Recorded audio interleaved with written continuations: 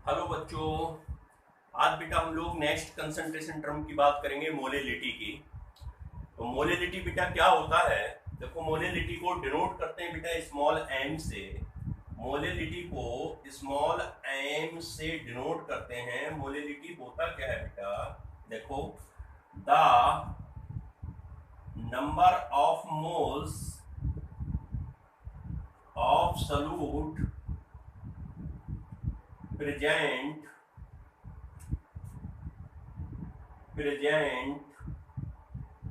in 1 kg of solvent. 1 KG solvent में कितने moles solute के प्रेजेंट हैं, इसी को बेटा कहते हैं मोलेलिटी। कंसंट्रेशन टर्म है मोलेलिटी। सॉल्यूशन की क्या होती है? किसी भी सब्सटेंस के 1 केजी सॉल्वेंट में कितने मोल प्रेजेंट है, वो बेटा कहलाती है मोलेलिटी। ये टेम्परेचर अनइफेक्टेड होती है, टेम्परेचर का इस पर कोई प्रभाव नहीं पड़ता है।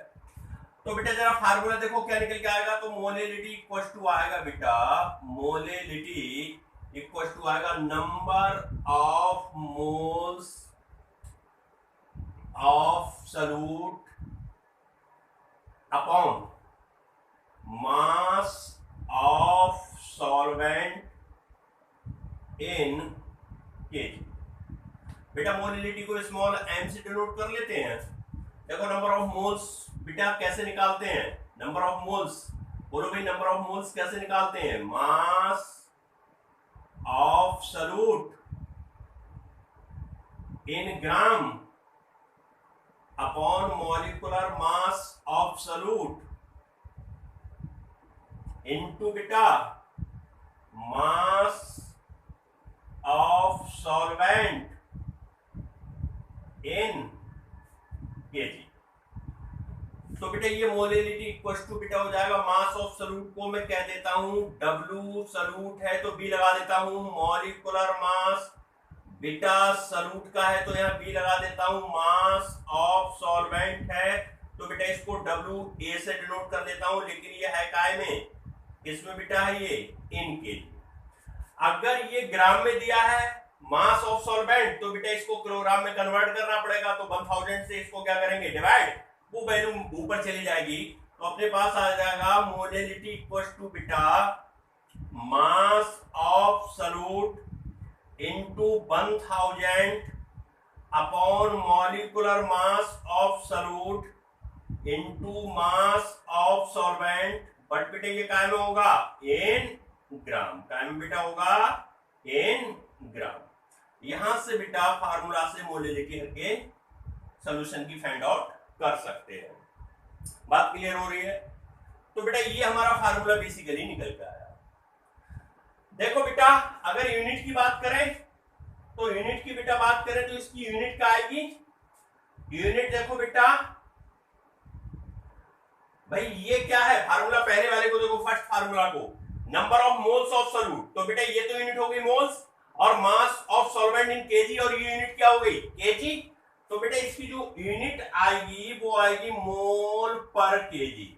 बेटा इसी को मोलल कहते हैं, इसी को मोलल कहते हैं, इसी को बेटा मोलल कहते हैं। मोल पर केजी या मोलल, बात एक ही है। बात क्लियर हो रही है? तो बेटा ये इसकी यूनिट है। बात क्लियर हो रही है? अच्छा बेटा, कभी कभी पेपर में क्या होता है, जरा फोकस करो। अगर कहीं पर ऐसा लिखा है if molality equal to 1m, तो इसका मतलब बेटा होता है, अगर ऐसा लिखा है तो इसका मतलब यह है ये मोलल सॉल्यूशन है। कैसा सॉल्यूशन है बेटा? मोलल सॉल्यूशन है। अगर कहीं मोलेलिटी आपकी बेटा 1/2m लिखा है, स्मॉल m है बेटा ये, तो इसका मतलब ये है कि जो सॉल्यूशन है वो बेटा कहलाएगा हेमीमोलल सॉल्यूशन। कैसा कहलाएगा? हेमीमोलल सॉल्यूशन। छोटा तो नहीं लिख रहा हूं, हेमीमोलल सॉल्यूशन। आप इसे नोट कर लो, मैं थोड़ा इसको बड़ा करके इधर को नोट कर देता हूं। आप बेटा इसे नोट करो, नोट करो फटाफट। मैं इसको यहां बड़ा करके लिखता हूं, आपको क्लियर हो जाएगा।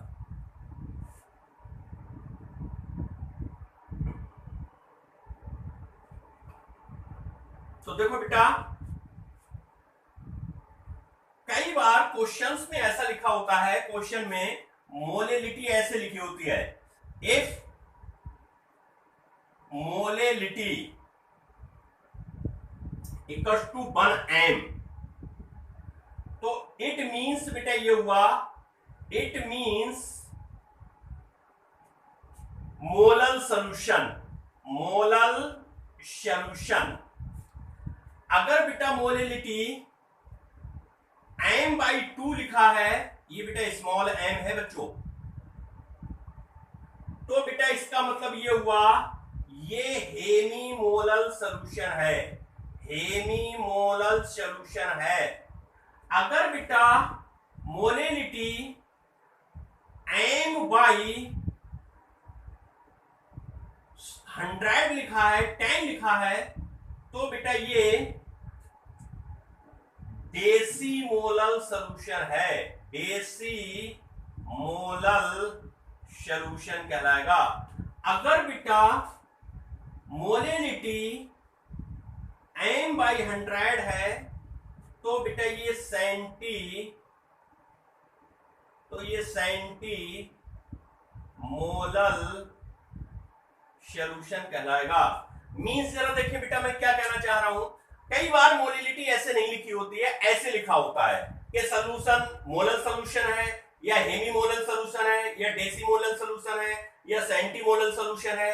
तो बेटा अगर ये वर्ड लिखे तो आप समझ जाना कि मोलेलिटी गिवन है। अगर वो आपसे कहे सेंटी मोलल सॉल्यूशन है, तो आप समझ जाना कि सेंटी मोलल सॉल्यूशन अगर बोल रहा है तो मोलेलिटी गिवन है, और मोलेलिटी बेटा कितनी है उसकी 1/100। अगर वो देसी मोलल का है तो बेटा उसकी मोलेलिटी 1/10 है, अगर हेमी मोलल का है तो बेटा उसकी मोलेलिटी 1/2 है। मींस यहां पर आप 1/2, अगर आप ऐसे चाहो तो बेटा इसको ऐसे लिख लो, अगर आप ऐसा लिखोगे तो भी मींस एक ही है। अगर आप 1/2 m ऐसे लिखा है ना बेटा, तो एक ही बात है, इससे कोई फर्क नहीं पड़ता है, ऐसे लिखा हो ऐसे लिखा हो, m की जगह आपको 1 पुट करना है, ठीक है। तो ये बेटा आप नोट कर लो, ये भी पेपर में आपको इस प्रकार से क्वेश्चंस मिल सकते हैं, इसलिए आप बेटा इसको हाईलाइट कर लो, नोट कर लो। कॉपी और पेन लेके बैठो, तब केमिस्ट्री बेटा, जब तक नोट्स अपने प्रिपेयर नहीं करोगे तब तक बेटा समझ में नहीं आएगी।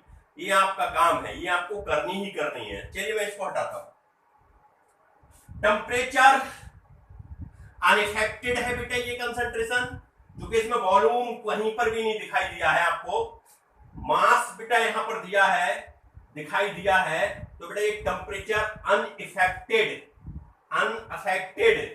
कंसंट्रेशन टर्म है। यूनिट इसकी क्या होती है, मोल पर केजी, इसी को मोलर कहते हैं। अगर 1m सोल्यूशन है बेटा तो इसको मोलर सोल्यूशन कहेंगे। अगर 1/10 है, 1/10m सोल्यूशन है तो बेटा इसको क्या बोलोगे, डेसी मोलर। 1/2m सोल्यूशन है तो इसको क्या बोलोगे, हेमी मोलर सोल्यूशन। और 1/100m सोल्यूशन है तो इसको बेटा क्या बोलोगे, सेंटी मोलर सोल्यूशन। एक क्वेश्चन बेटा छोटा सा है, जरा नोट कर लो। एक क्वेश्चन है बेटा छोटा सा, जरा नोट करो। छोटा सा क्वेश्चन बेटा है, जरा नोट कर लो। क्वेश्चन बेटा ये है, क्वेश्चन बेटा ये है, 40 gram of calcium carbonate it dissolved, 40 gram of calcium carbonate it dissolved in 20 kg of water. 40 gram question बेटा है, 40 ग्राम of calcium carbonate is dissolved in 20 kg of water, 20 kg of water. Find out molality of solution. आसान है बेटा। अभी हरकिन ने formula हम लोगों ने सीखा था मेरे बच्चों, क्या सीखा था कि मोलेलिटी इक्वल टू बेटा होता है mass of solute upon molecular mass of solute into mass of solvent in KG. सीखा था ना बेटा। अब देखो आपको डाटा क्या क्या गिवन है बेटा, गिवन क्या क्या है, गिवन है बेटा मास ऑफ सॉल्यूट कितना है 40 ग्राम। मॉलिक्यूलर मास बेटा आपको पता है, निकालना तो जानते हो भाई, सॉल्यूट क्या है आपका CaCO3, तो बेटा इसका मॉलिक्यूलर मास निकालो। Ca का कितना होता है 40, कार्बन का बेटा होता है 12, इसका होता है 16, 3 एटम है ना बेटा, तो 48 तो ऑक्सीजन का हो गया 3 का, और 12 ये 60 और 40 कितना हुआ, ये बेटा हुआ अपना, ये हुआ 100 ग्राम पर मोल। अच्छा बेटा मास ऑफ सॉल्वेंट तो हमें गिवन है ना, बिल्कुल गिवन है, और वो भी बेटा केजी में ही गिवन है। क्या में गिवन है, केजी में। अब वैल्यू पुट कर दो, फार्मूला सामने दिखाई दे रहा है आपको। तो मोलेलिटी इक्वल टू, बोलो भाई, मास ऑफ सॉल्यूट कितना है 40, बोलो भाई। मॉलिक्यूलर मास स्टूडेंट्स कितना है 100, मास ऑफ सॉल्वेंट इन केजी कितना है 20। तो बेटा ये अपने पास आ गया 40 इंटू 20 अपॉन 100। जीरो से जीरो कट कर दो, जीरो से जीरो बेटा कट कर दो। बात क्लियर हो रही है क्या भाई, जीरो से जीरो कट कर दो, जीरो से जीरो बेटा क्या कर दो, कट कर दो। कर दिया, बिल्कुल भैया कर दिया। और जैसे बेटा ये कट करा तो हमारे पास क्या आया निकल के, देखो बेटा ये हमने कट किया तो क्या निकल के आया, ऊपर हमारे पास क्या बचा 2 और 4, नीचे तो ये हो गया भाई। देखो मोलेलिटी इक्वल टू क्या होता है, नंबर ऑफ मोल्स होता है ना, मास of solvent KG, number of moles of solute को बेटा ऐसा लिख लिया। मास हमें पता है बेटा कितना है सॉल्यूट का 40, हमें कैल्शियम कार्बोनेट का मॉलिक्यूलर मास पता है 100, समझ रहे ना बेटा। मास ऑफ वाटर हमें पता है 20 केजी। तो बेटा ये सॉल्व किया, जीरो से जीरो काट दिया। ये बेटा 20 ऊपर क्यों ले जा रहे हो भाई, ये तो नीचे है ना बेटा, ये तो बेटा नीचे है ना, तो ये सॉरी ये गलती कर रहे हैं भाई हम। ये हुआ बेटा इंटू 20, सॉरी बेटा ये गलती हो रही है, तो ये कट कर लो, जीरो जीरो कट गया, 2 2 जा बेटा कितना हो गया, और 2 बेटा जीरो से जीरो कट गया, 2 2 जा 4, 250 जा, तो इक्वल टू बेटा आया कितनी मोलिलिटी 1/50। इसको बेटा करोगे तो 0.0 भाई, पॉइंट भेजा जीरो नहीं, अब जीरो भेजो फिर जीरो, तो बेटा ये मोल पर केजी अपनी मोलेलिटी आएगी निकल के। बात क्लियर हो रही है क्या, फिर से देख लो भाई। मास ऑफ सॉल्यूट गिवन है, मॉलिक्यूलर मास हमें पता है, मास ऑफ सॉल्वेंट गिवन है बेटा 40 ग्राम दिया है, कैल्शियम कार्बोनेट का मॉलिक्यूलर मास 100 हमने कैलकुलेट कर लिया। वेट ऑफ सॉल्वेंट बेटा हमने केजी में हमें पता है गिवन है, हमने बेटा सॉल्व किया, जीरो से जीरो काट दिया, 2 2 जा 4 हो गया, 2 से 100 काट दिया 50, तो बेटा ये हो जाएगा अपने पास में क्या 1/, ये हो जाएगा बेटा अपने पास क्या 1/50, और इसी को हम लिख सकते हैं 0.02 मोल पर केजी। क्या लिख सकते हैं 0.02 मोल पर केजी। नोट करो फटाफट इसे, नोट करो, नोट करो बेटा इसे, हटा रहा हूं बेटा इसे मैं।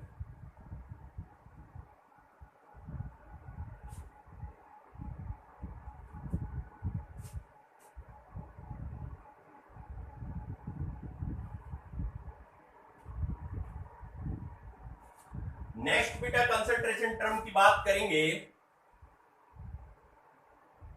मोलेरिटी। बेटा इसको कैपिटल एम से डिनोट करते हैं। देखो क्या होती है, number of moles of solute present in 1 litre of solution. 1 litre solution में सॉल्यूट के जितने मोल प्रेजेंट होते हैं वही बेटा मोलेलिटी कहलाती है। ये टेम्परेचर अफेक्टेड होती है, क्योंकि वॉल्यूम इसमें आता है, वॉल्यूम आएगा तो बेटा टेम्परेचर इसको अफेक्ट करेगा। तो मोलेरिटी इक्वल टू बेटा होगा number of moles of solute upon volume of solution in litre. Number of mole को बेटा कैसे निकालते हैं? Mass of solute in gram, mass of solute in gram upon बेटा क्या होगा? मॉलिक्यूलर मास ऑफ सॉल्यूट और इनटू बेटा वॉल्यूम ऑफ सॉल्यूशन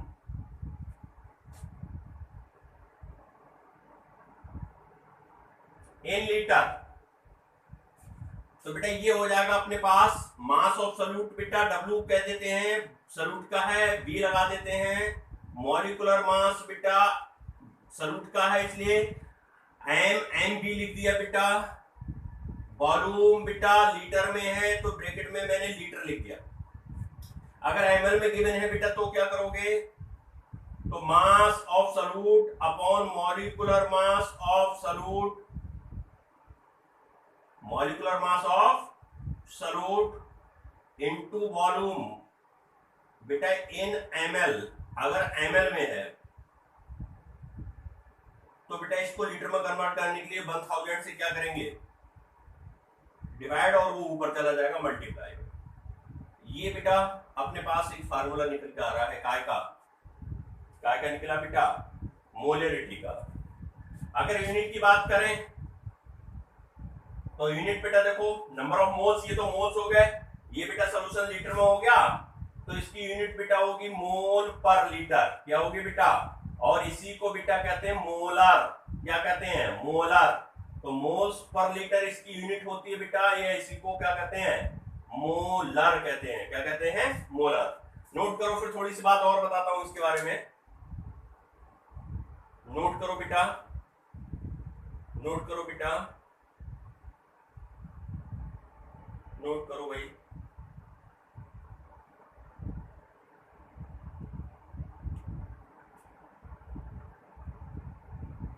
देखो बेटा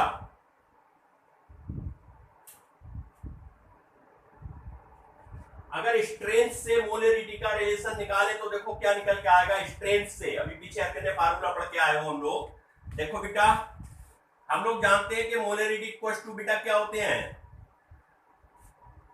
मास ऑफ सॉल्यूट, अभी सीखे थे, अरे भाई अभी बच्चों सीखे ना, in gram upon molecular mass of solute और वॉल्यूम इन लीटर, अभी सीखे ना बेटा। तो मोलरिटी इसको बेटा क्या कहेंगे? मास इन ग्राम, ये molecular mass of solute into volume in litre. इतना टर्म जरा ध्यान दो, इतने टर्म को क्या बोलते हैं? अरे बेटा यही तो स्ट्रेंथ होती है। Number of amount of gram in solute present in 1 litre solution is called strength. तो इसी को तो बेटा स्ट्रेंथ कहते हैं। तो हम इसकी जगह क्या पुट कर सकते हैं? स्ट्रेंथ लिख सकते हैं upon molecular mass of solute. तो स्ट्रेंथ इक्वल टू क्या आ जाएगा? Molarity into molecular mass of solute.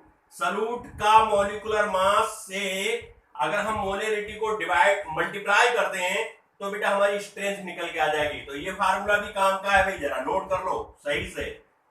ये पीछे पढ़ के आ रहे हो आप, ये बेटा पढ़ के आए हो स्ट्रेंथ क्या है। मैंने शायद आपको सेकेंड नंबर पे पढ़ाया था स्ट्रेंथ क्या होता है। देखो बेटा अगर कहीं ऐसा लिखा है if molarity equal to 1 m, तो इसका मीन्स होता है, इसको कहते हैं मोलर सॉल्यूशन। इससे बेटा क्या कहते हैं? Molar solution. अगर मोलरिटी आपकी 1/2 m गिवन है तो बेटा इसको कहते हैं हेमी मोलर सॉल्यूशन। अगर बेटा आपकी मोलरिटी 1/10 m है तो बेटा इसको कहते हैं डेसी मोलर सॉल्यूशन। अगर बेटा स्ट्रेंथ कहीं आपकी 1/100 m है, सॉरी स्ट्रेंथ नहीं बेटा मोलरिटी, तो बेटा इसको कहते हैं सेंटी, क्या कहते हैं बच्चों? Centimolar solution. कई बार पेपर में बेटा ऐसे नहीं लिखा होता है, ऐसे लिखा होता है डेसी मोलर सॉल्यूशन है, सेंटी मोलर सॉल्यूशन है, हेमी मोलर सॉल्यूशन है। तो आप समझ जाना मोलरिटी गिवन है।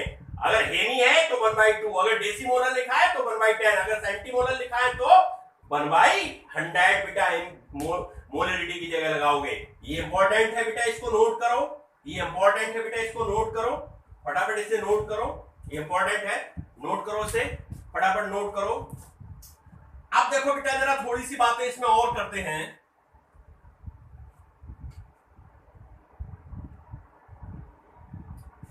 बहुत इंपॉर्टेंट है बच्चों, मोलरिटी मोलेलिटी दोनों ही कंसंट्रेशन टर्म बहुत इंपॉर्टेंट है बेटा। मोलेलिटी तो कॉलिगेटिव प्रॉपर्टीज में पढ़ोगे आप, हर जगह मोलेलिटी आएगी कॉलिगेटिव प्रॉपर्टीज में। मोलेरिटी भी कम इंपॉर्टेंट नहीं है, इसलिए आप मोलेरिटी और मोलेलिटी दोनों पर फोकस करें ध्यान से।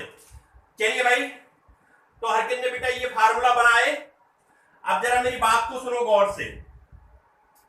मेरे पास बेटा ये एक कंटेनर है और इस कंटेनर में बेटा ये मेरे पास वाटर फिल है। ध्यान से सुनो बेटा,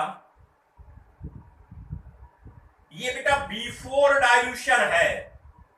बिफोर डाइल्यूशन मतलब डाइल्यूट करने से पहले का सॉल्यूशन है। मैंने क्या किया बेटा, जो सॉल्यूशन मैंने बनाया था इसमें वाटर मिला के इसको डाइल्यूट कर दिया। ध्यान से सुनो मैं क्या बोल रहा हूं, मैंने इसमें वाटर मिला के बेटा क्या कर दिया, इसको डाइल्यूट। ये आफ्टर डाइल्यूशन है, आफ्टर डाइल्यूशन मतलब बेटा वाटर मिलाने के बाद ये कहानी है। शुरू में ये बिफोर डाइल्यूशन है।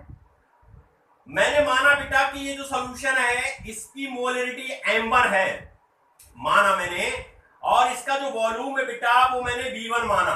क्या माना? V1। किसी भी सॉल्यूट सब्सटेंस के मैंने इसमें n मोल ऐड किए। भाई n मोल ऑफ सॉल्यूट मैंने ऐड किया सॉल्वेंट लेके और सॉल्यूशन बना लिया, उसका वॉल्यूम V1 है और उसकी बेटा मोलरिटी क्या है? m1 है। अब मैंने इसमें अब इसमें बेटा सॉल्यूशन में वाटर ऐड करा। वाटर मैंने क्या किया? ऐड किया, एडिंग वाटर। जैसे ही मैं वाटर को ऐड करूंगा तो बेटा क्या होगा? भाई कंसंट्रेशन चेंज होगी। अब मान लो बेटा कि इसकी कंसंट्रेशन m2 हो गई, बेटा वॉल्यूम भी तो चेंज होगा। अरे भाई ये मान लो 500 ml था, तुमने वाटर मिलाया, इसको आपने 1000 ml कर दिया, 2000 ml कर लिया, तो आपका वॉल्यूम चेंज हो गया, भाई कंसंट्रेशन भी चेंज हो गई। क्या सॉल्यूट आपने जो n मोल डाले, क्या सॉल्यूट उसमें भी n मोल रहेंगे? बिल्कुल रहेंगे। भाई सॉल्यूट तो बेटा तुमने बाहर से कुछ सॉल्यूट नहीं डाला है, भाई ये जो सॉल्यूट जितना डाला था उतना ही तो इसमें है, तो n तो दोनों में इक्वल रहेंगे, समझ रहे ना बात को। लेकिन बेटा मोलरिटी और वॉल्यूम चेंज हो जाएंगे। अब एक बात बताओ आप, अगर n बराबर रहेंगे तो मोलरिटी बेटा और वॉल्यूम चेंज होगा। अब मेरी बात गौर से सुनो, मैं ये कहना चाह रहा हूं कि हमें अभी फार्मूला बेटा पता है कि मोलरिटी इक्वल टू क्या होता है? Number of moles upon volume होता है ना बेटा? बिल्कुल होता है ना। अब अगर मैं इसकी मोलरिटी m1 कह रहा हूं बेटा और इसके वॉल्यूम को बेटा मैं v1 कह रहा हूं, तो मोल तो चेंज हुए नहीं, मोल तो बेटा दोनों में इक्वल है। तो यहां से n इक्वल टू क्या हो जाएगा? m1 v1 हो जाएगा, नहीं हो जाएगा? बोलो भाई, हो जाएगा। जरा यहां देखो बेटा, भाई हम जानते हैं कि मोलरिटी इक्वल टू होता है number of mole upon volume in litre, यही तो होता है। मोलरिटी हमें पता है, m2 नहीं पता है, या हम m2 मान लेते हैं। मोल तो चेंज हुए नहीं, वॉल्यूम बेटा v2 हो गया, तो n इक्वल टू क्या हो जाएगा? भाई हो जाएगा आपका m2 इंटू v2। बोलो भाई, हो जाएगा। नंबर ऑफ मोल बेटा इस सॉल्यूशन में और इस सॉल्यूशन में आफ्टर डाइल्यूशन बिफोर डाइल्यूशन बराबर है, मींस n के बराबर n है, तो दोनों जगह n इक्वल है। तो क्या हम ये लिख सकते हैं कि m1 v1 equal to m2 v2 हो जाएगा? अरे बिल्कुल लिख सकते हैं। n के इक्वल ये है, n के इक्वल ये है, यहां से n की वैल्यू उठाओ, यहां लगा दो, तो हमारी बेटा जो डाइल्यूशन इक्वेशन निकल के आएगी वो ये होगी। ये कौन सी इक्वेशन होगी? Dilution equation. इससे बेटा कहेंगे डाइल्यूशन इक्वेशन। यह है डाइल्यूशन इक्वेशन, डाइल्यूशन इक्वेशन। बात क्लियर हो रही है? नोट करो फटाफट बेटा, इसे फटाफट नोट करो, फिर कुछ चीजें और सिखाता हूं इसमें।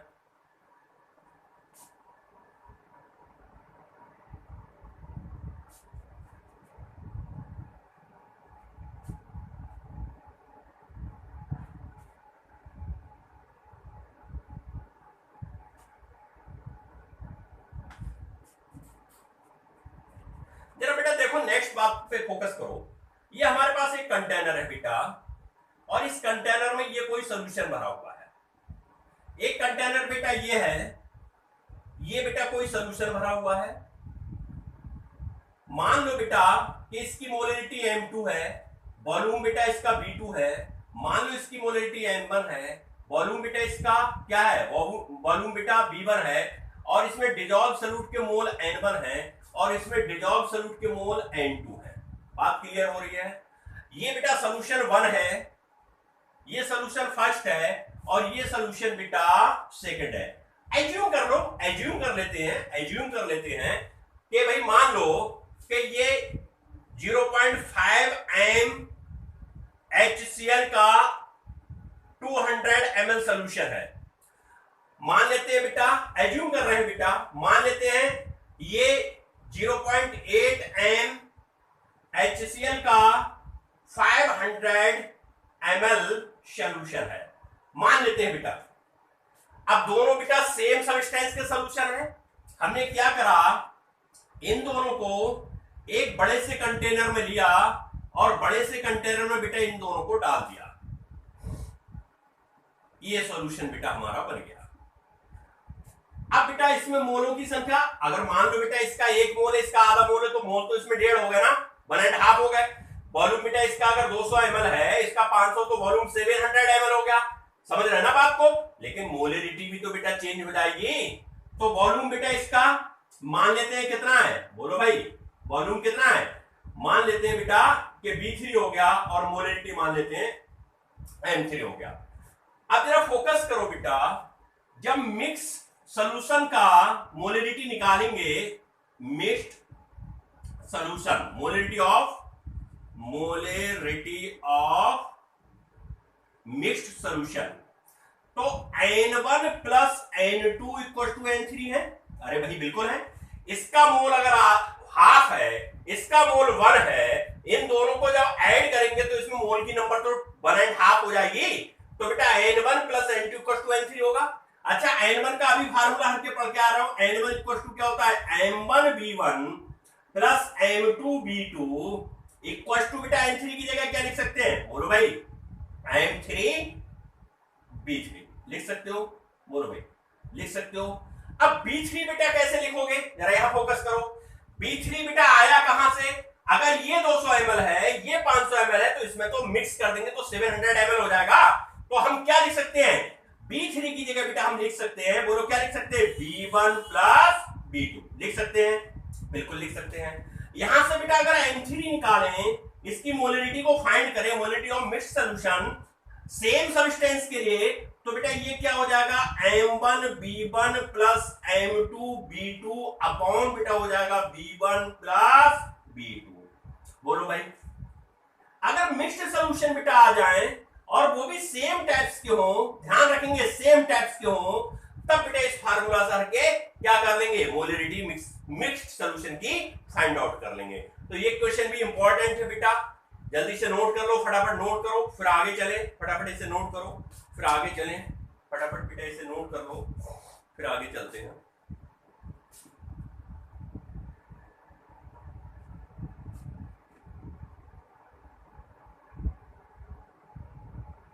सेम सब्सटेंस के लिए बेटा ये फार्मूला किसके लिए है, सेम सब्सटेंस के लिए। तो बेटा एक आध छोटे छोटे क्वेश्चन एक आध लगा लेते हैं इसमें। देखो मोलरिटी का एक आध क्वेश्चन बेटा निकाल लगा लेते हैं, मोलरिटी क्या होता है। तो मोलरिटी बेटा अपने पास क्वेश्चन एक आध लगाते हैं इसका, और क्वेश्चंस देखो बेटा क्या होता है मोलरिटी का।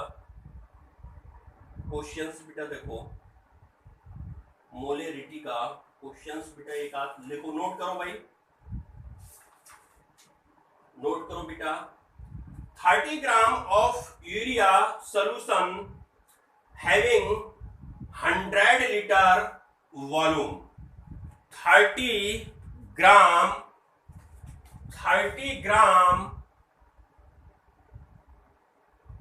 of urea solution having 100 liter volume. Find molarity of solution. आसान है बेटा, फार्मूला देखो क्या होता है, number of moles of solute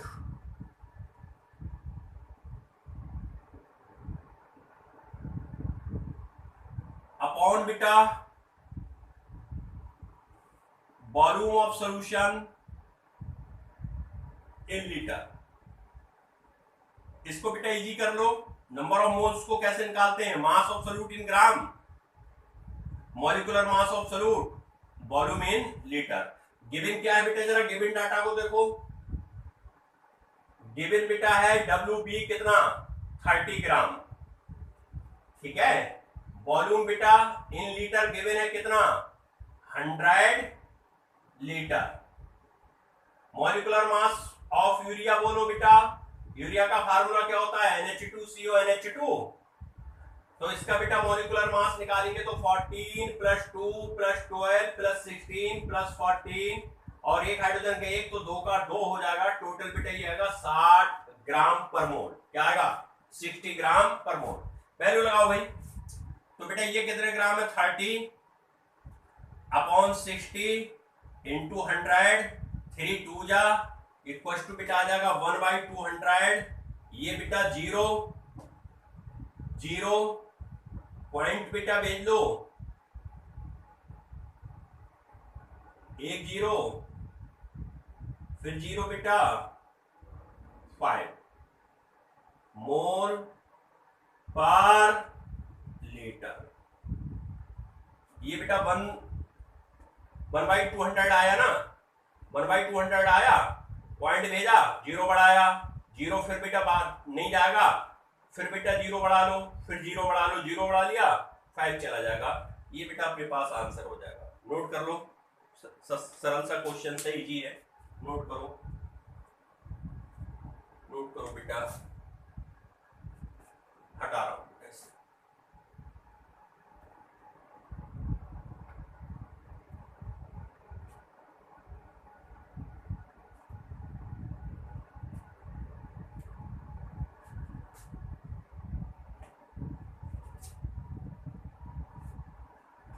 और लास्ट बेटा कंसंट्रेशन टर्म है नॉर्मेलिटी। इसको बाइंड अप करते हैं, लास्ट है नॉर्मेलिटी। एन से बेटा इसको डिनोट करते हैं, कैपिटल एन से। देखो क्या होता है बेटा, नंबर ऑफ ग्राम इक्विवेलेंट इनको बेटा नंबर ऑफ नॉर्मल भी कहते हैं, normal present in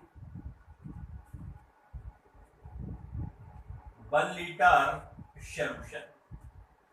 1 litre solution बेटा gram equivalent, number of gram equivalent of solute बेटा और लिख लो, of solute present in 1 litre solution is called normality. Normality equal to बेटा होता है number of gram equivalent of solute upon volume of solution in litre.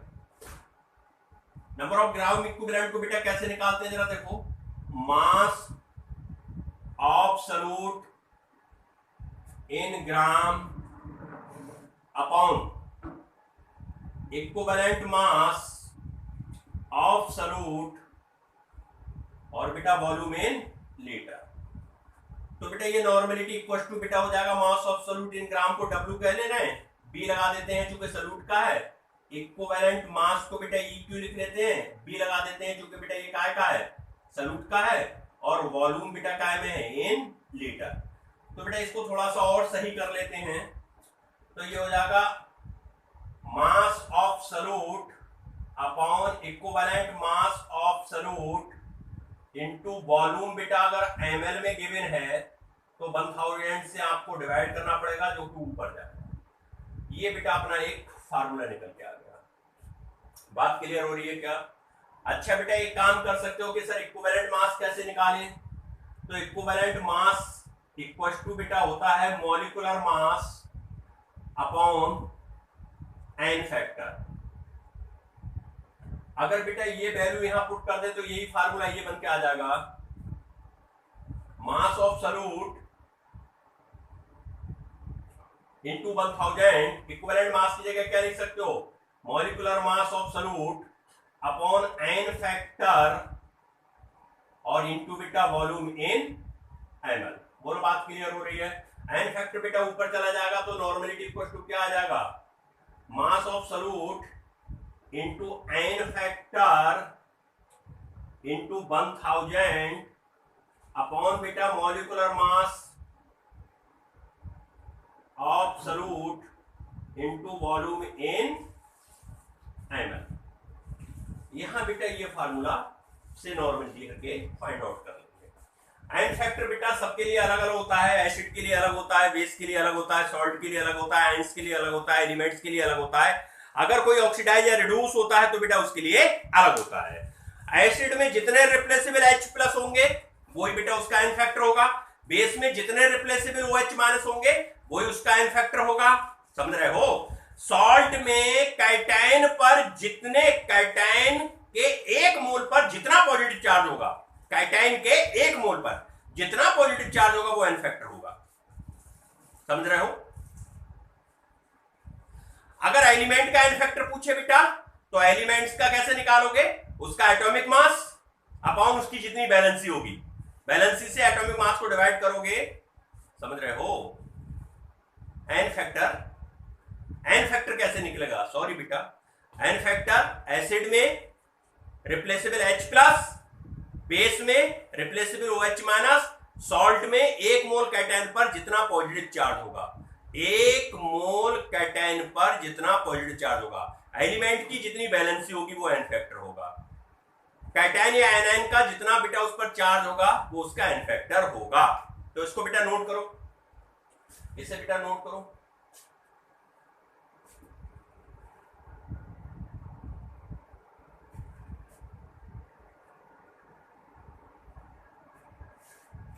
Note करो बेटा, note करो इसे। देखो अगर कॉपी कलम लेके नहीं बैठोगे बेटा तो इनके नोट्स नहीं बनाओगे तो कुछ आपको समझ में नहीं आता। आपको नोट्स बनाना कंपलसरी है। चैनल को भाई सब्सक्राइब भी कर लो, लाइक वगैरह कर दो बेटा, शेयर करो और दोस्तों के साथ शेयर भी करो, लाइक करो, सब्सक्राइब करो चैनल को। अनिल केमिस्ट्री क्लासेस को बेटा सब्सक्राइब करो। देखो बेटा जैसे आपसे कहे HCl का एन फैक्टर, तो एन फैक्टर बेटा इसका HCl में रिप्लेसेबल कितने आयन है, H+ कितने हैं 1, तो बेटा इसका एन फैक्टर कितना होगा, एन फैक्टर बेटा होगा 1। समझ रहे हो। H2SO4 का एन फैक्टर पूछे तो रिप्लेसेबल 2H+ है तो एन फैक्टर बेटा कितना होगा, एन फैक्टर होगा बेटा 2। H3PO4 में जरा देखो, बोलो 3H+ है तो एन फैक्टर कितना होगा 3। NaOH में आपसे एन फैक्टर पूछे, बोलो भाई कितना होगा, OH- 1 रिप्लेसेबल है तो बेटा 1 होगा। समझ रहे हैं। जैसे आपसे कहे Al2SO4 का होल थ्राइस का एन फैक्टर कितना होगा, एक Al पर 3+ है तो 2 मोल पर कितना हो गया बेटा 6, तो इसका बेटा एन फैक्टर 6 होगा। तो ऐसे एन फैक्टर निकालते हैं, क्वेश्चन करोगे तो ये आसानी से समझ में आ जाएगा। तो इसको पहले नोट कर लो, थोड़ी सी बातें और करते हैं इसके बारे में।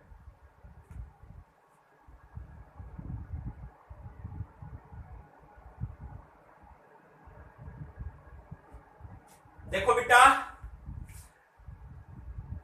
अभी हर के पढ़ रहे थे कि नॉर्मलिटी इक्वल टू होता है mass in gram of solute upon molecular mass of solute volume in litre into N factor. अरे यही तो पढ़ा था बेटा हमने, वॉल्यूम मिलीलीटर में लिया तो 1000 से ऊपर मल्टीप्लाई कर दिया, उससे कोई फर्क थोड़ी है। क्या ये टर्म कुछ कुछ देखा लग रहा है तुम्हें, ये वाला टर्म? पहले इस टर्म पे फोकस करो, चलो पहले इस पर फोकस करो। नॉर्मलिटी इक्वल टू होता है बेटा mass of solute upon equivalent mass of solute into volume in litre. बोलो भाई ये समझ में आ रहा है? क्या ये फैक्ट कुछ देखा लग रहा है? ये फार्मूला स्ट्रेंथ का ही तो फार्मूला है ये।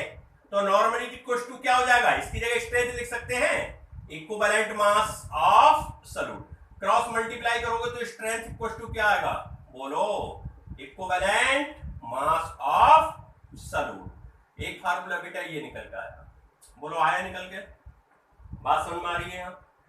जरा दूसरी बात बेटा यहां देखो, जरा मेरी बात को गौर से सुनो भाई। नॉर्मलिटी इक्वल टू बेटा होता है मास ऑफ सॉल्यूट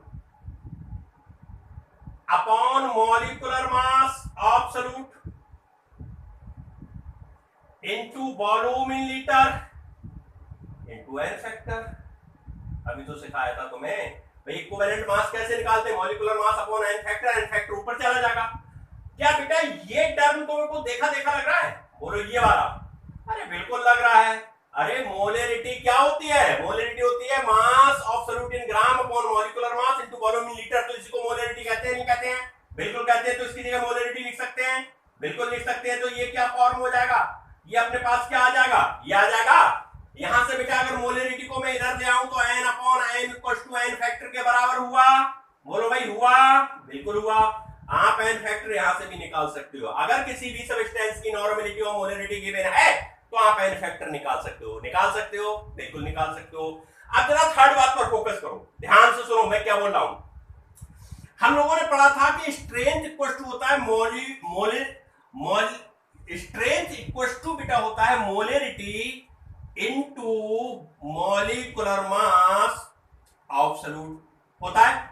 अभी हमने ऊपर प्रूफ किया है ये स्ट्रेंथ इक्वल टू होता है नॉर्मलिटी इनटू, बोलो भाई, इक्विवेलेंट मास। क्या ये भी स्ट्रेंथ के बराबर, ये भी स्ट्रेंथ के बराबर है, तो ये दोनों आपस में बराबर होंगे, बिल्कुल होंगे। तो molarity into molecular mass equal to normality into equivalent mass लिख सकते हैं। अरे भाई बिल्कुल लिख सकते हैं, नहीं लिख सकते हो? जरा बेटा ध्यान दो मैं क्या बोल रहा हूं। अगर मैं मोलरिटी को उस साइड ले जाऊं तो मेरे पास ये क्या आ जाएगा निकल के, तो बेटा मेरे पास आ जाएगा नॉर्मलिटी अपॉन मोलरिटी आ जाएगा। भाई मैं ये इधर ले गया, अपॉन में चलेगी, यहां बचा क्या, बोलो यहां क्या बचा बेटा, यहां नॉर्मलिटी के मैं नीचे ले गया क्या, मोलरिटी। तो नॉर्मलिटी अपॉन मोलरिटी हो गया और इक्विवेलेंट मास को मैं इधर ले आ रहा हूं। बात क्लियर हो रही है, नहीं हो रही है? नहीं हो रही है? अरे भाई इसको ऐसा लिख लो, अगर नहीं हो रही है तो समझो मैं क्या बोल रहा हूं। मैं बोल रहा हूं कि normality into equivalent mass equal to होता है मोलरिटी इनटू मॉलिक्यूलर मास, होता है या नहीं होता है?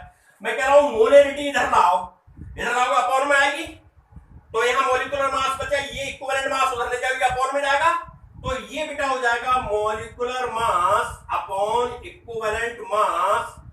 और बेटा अभी हर किसने normality upon molarity equal to क्या प्रूफ किया, n फैक्टर। तो क्या मैं ये लिख सकता हूं, यही बराबर होता है, इक्वल होता है n फैक्टर के, बोलो लिख सकता हूं, बिल्कुल लिख सकता हूं। तो बेटा एक फार्मूला हमारे पास ये निकल के आया, ये रिलेशन है नॉर्मलिटी और मोलरिटी में।